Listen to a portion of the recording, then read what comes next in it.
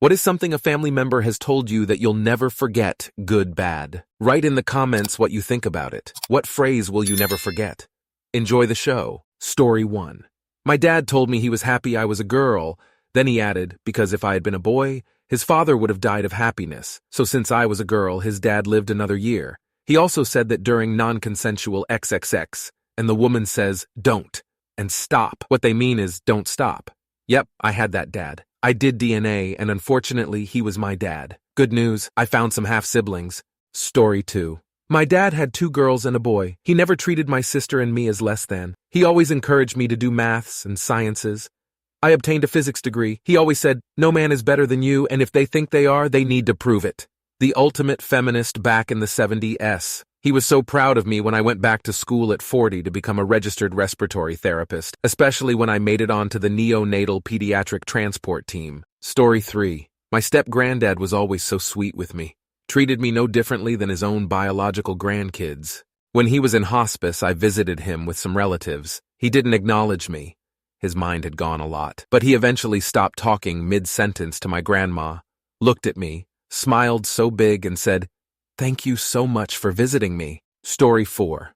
When I was a kid, I told my uncle that I wanted to study abroad. He told me that I was probably dreaming too high. It wasn't in a mean tone or anything like that, more in a worry tone that I set my expectations too high. He and most of my family are from the countryside. They were poor growing up, and my uncle spent most of his life in the same place, so I understand where he was coming from. Studying abroad was for the rich for him, but I decided to prove him wrong, that nowadays you can do that. 10 years later, I won a full scholarship to study abroad for a semester. The scholarship paid for everything.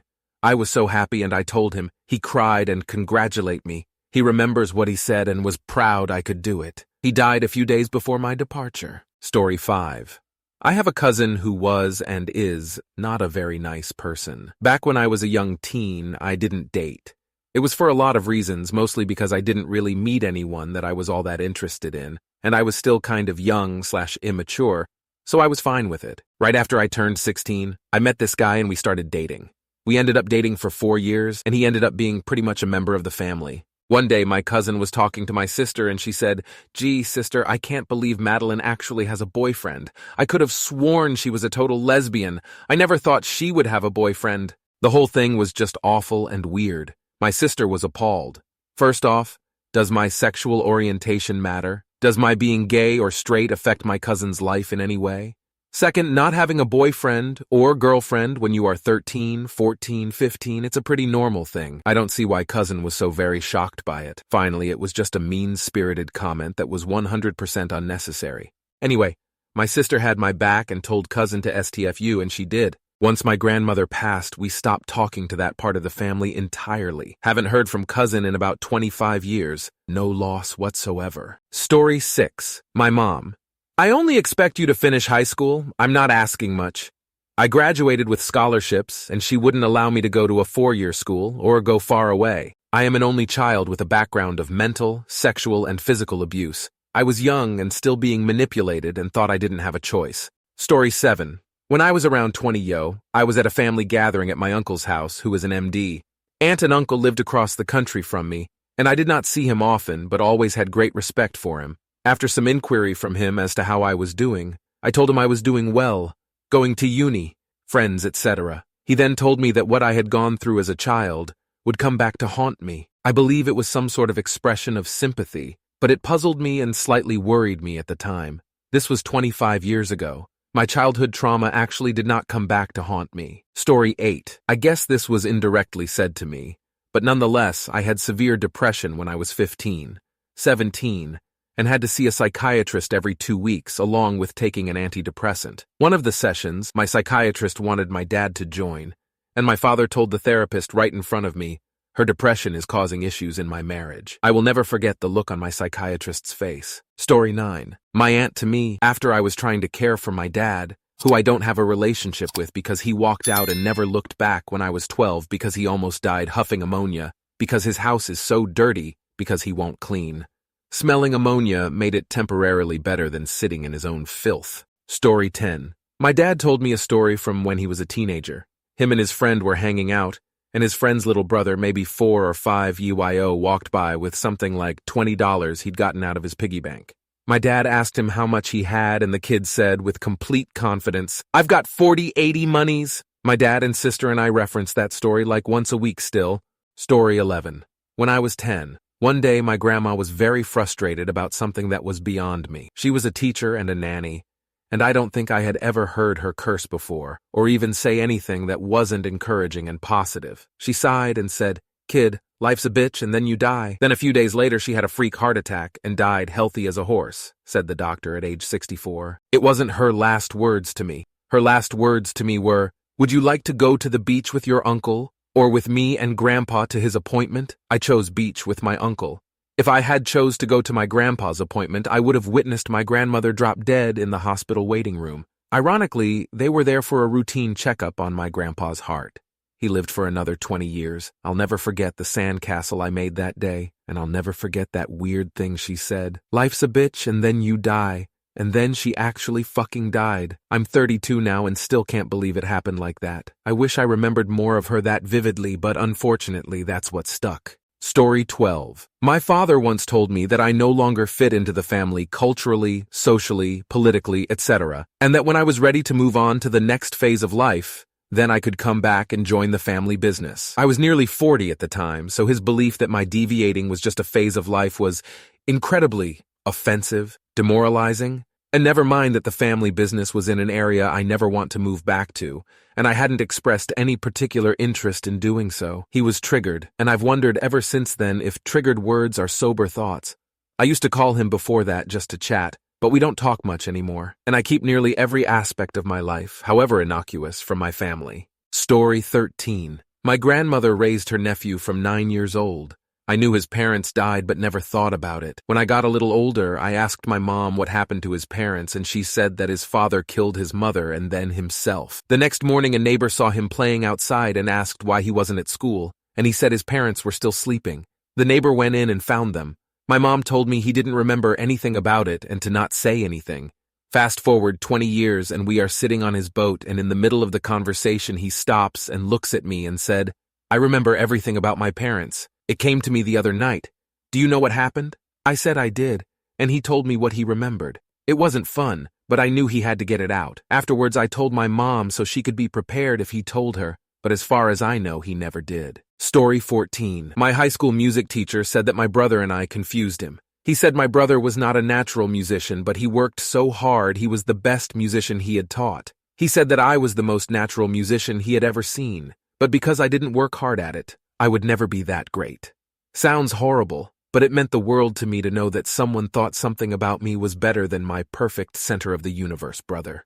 Even if I never did work in it and stopped music after high school. Story 15. I'm the youngest of 3 in my family. My brother is 10 years older and super smart, like top 1% smart. At 18, his IQ tested at 168, got an honors degree in physics, and was something of a maths genius. I wasn't academic particularly, but on at least 3 occasions my mother asked me why I wasn't as clever as my brother when I was struggling with my schoolwork. Turns out at 18 my IQ was 154, but I never going apology, and nearly 50 years later it still rankles. Story 16. My mom's parents died shortly after her birth. Her mom, a convert to the RC Church through marriage, indicated in her will that her kids be raised in the RC Church. Her mom's family were strongly anti-RC Church, so they refused to take her or her brothers and sisters in on those terms. She was raised by a RC family close by, and her siblings were scattered to families across the country. The oldest went to an orphanage. Story 17. My father told me I'd drop out of college and never make anything of my life. I graduated high school with honors and top of my class, was always on the top 5 students every year.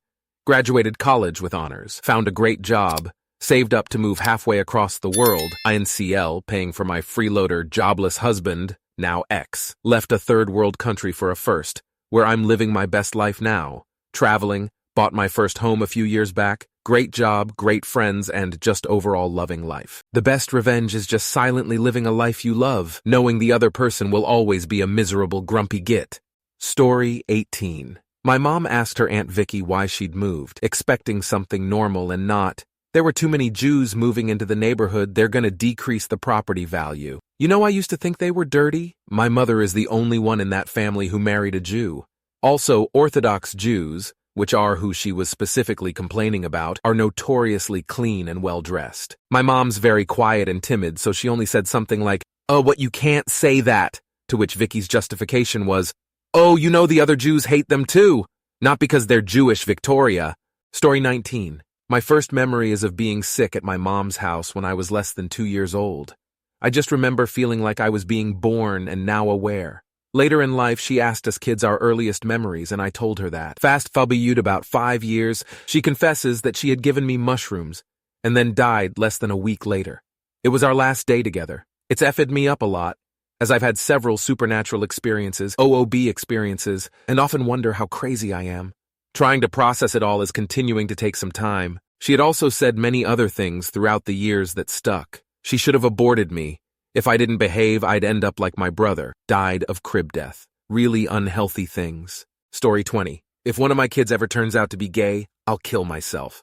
I've never mentioned to Mom that she said that to me when I was a flamboyant gay teen. She evolved and is very supportive, but I am 100% sure that she's forgotten that that has not always been the case. I just don't want to break her heart. She's old. She got with the program 2 years later, but goddamn, that sucked hearing in the moment. Story 21. Good. We're sorry. We realized we were rewarding the cousins who were making bad choices and ignoring the cousins who made good choices. This was after years of the problem, cousins getting everything handled for them, things they needed and deserved, like a redo of their room because of a teen pregnancy that was being kept to make it into a kind of half-bedroom, half-nursery, a car replaced after it was drunkenly driven into the ocean, etc., and so much in tuition fees for undergrad programs that were never finished. When I was 17, my mom and her siblings, who were paying for all this, realized that they hadn't gotten anything for the cousins who just stayed in school, did their homework, didn't drink, and kept their noses down. I got a very used $5K car from this conversation, which was kick-ass. Bad. You're never going to do better than him. He's so far out of your league, but he loves you anyways. Keep him. I did end up marrying him, and he ended up being a verbally and physically abusive pedophile. But a little part of me still mourns the life I thought I was going to have with him. He was perfect on paper, super charismatic. Everyone loved him. Story 22. When my now wife's grandmother was dying, her entire family gathered at their tiny house and basically waited for it to happen, and I stayed with them. At one point, her grandfather called me into one of the rooms and asked me to sit down. He then told me that both him and his dying wife loved me and saw how happy I made their granddaughter. He told me that he would love if we got married. With all that was going on that weekend, for him to take a second to tell me that was pretty incredible. Story 23. My grandmother that I was really close with, despite me not having an ounce of a relationship with her sperm-donating son, passed away while I was in college. I decided to check social media right before class started and saw a cousin post about her. This is before I found out she had passed. The cousin went on to say, "Pray for sperm donor," and his bitch cow of a wife, but never mentioned us, me or my brothers, the only grandchildren. My friends asked me if I was okay, and all I could say was, my grandma just died, just as class started. I texted my fiancé, now hubby, and he told me that he and my brother I'm closer with were going to tell me when I got home after class. I took the next 2 days off school to grieve. I didn't go to the funeral because I knew I'd cause a fight with sperm donor. Tell that part in a moment. While grieving, that same cousin messaged me just to ask for one of my grandmother's recipes. No sorry for your loss or anything. Instant block out of my life. Sperm donor called my phone to tell me about grandmother's death and left a voicemail since I was still in class. I listened to it 3 times on the way home because it went loosely like this. Very sad and teary. She passed away this morning. I'll let you know about the funeral. Long pause, thinking he had hung up the phone. Then in a cheerful voice, all right, who do we call next? He never cared about her, just what he could get out of her, and the struggle about her will proved it. The cow, his wife, while we were figuring out the will, waited for sperm donor to leave the room to cry 'cause he's upset, to convince me and my brothers to just give him everything and he'll leave it to us when he dies. He's the only child anyway. I don't know why y'all are making this difficult for him. For context, my grandmother gave the 4 of us, sperm donor and 3 grandkids, equal shares of her estate. Originally, it was only supposed to be for the grandkids, but he drew up another will for her to sign not too long before her death. The cow also cornered me since I didn't see my grandma before she passed. I was going, but grief struck me hard before I got there because I didn't want to see her in that condition. She not only was saying that my grandmother was disappointed in me not coming, but then she went into detail of how she was suffering and everything.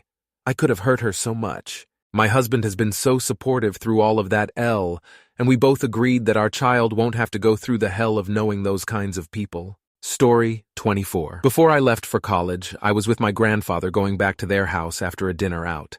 My grandmother went in my mom's car, so it was just the two of us in his. At a stop, I looked over and he had tears in his eyes. He apologized for being an alcoholic, and for how I might struggle with alcohol because of him. He'd been sober since my mom was in high school. I never saw him drink. He would order my grandmother's drink when we were out, and then a V8 for himself. I knew of his background, but nothing firsthand. I'll never forget seeing that pain and regret in his eyes that night, or the way his voice trembled as he spoke. It's been 20 years, and I've kept the promise I made to myself that night. I will never have more than 2 drinks in a night, and I will never get drunk. Even though he is gone now, I never want to make him feel like a burden in my life. I have so many amazing memories with him, and his apology that night will stay with me forever. Story 25. I love my mom so much and miss her every day, but she once told me something that made me nearly cut her off. I told her when I was about 26 that when I was little, about 5, one of her friends, who was convicted and sent to prison for child molestation, molested me. She told me she believed that I was molested, but that it must have been by one of my dad's friends after I'd moved in with him. It took a lot for me to choose my love for her over what she'd said. Anyway, I'll never forget that, but I did forgive it. Story 26. A few years ago, my mom told me that when she was younger, she started flushing her birth control down the toilet and didn't tell my dad. So I'm basically the baby that my mom baby-trapped my dad with. They've been married for over 27 years now, and their marriage is now better than ever. When I was 7, my mom got pregnant with my sister due to some interaction between an antibiotic treatment and her birth control. Still don't know if that's the truth or not. But hey, at least I now know that I was a wanted and planned pregnancy. Story 27. I never asked for your forgiveness. I don't need it and I don't want it. My dad.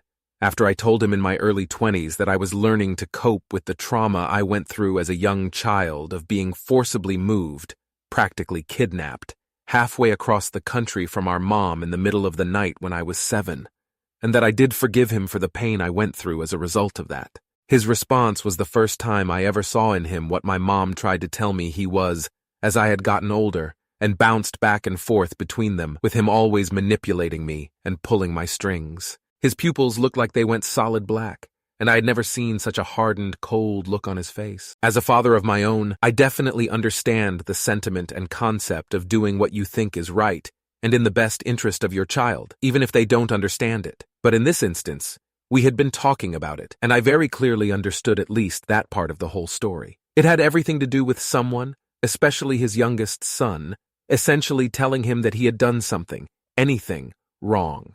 I am pretty sure I would still remember the words by themselves, but the combination of the words and the look is seared into my memory. Once I eventually moved away from him again and got a little older, I've barely spoken to him since. Thank you very much for watching. If you liked the video, like it. Be sure to write comments and share your stories.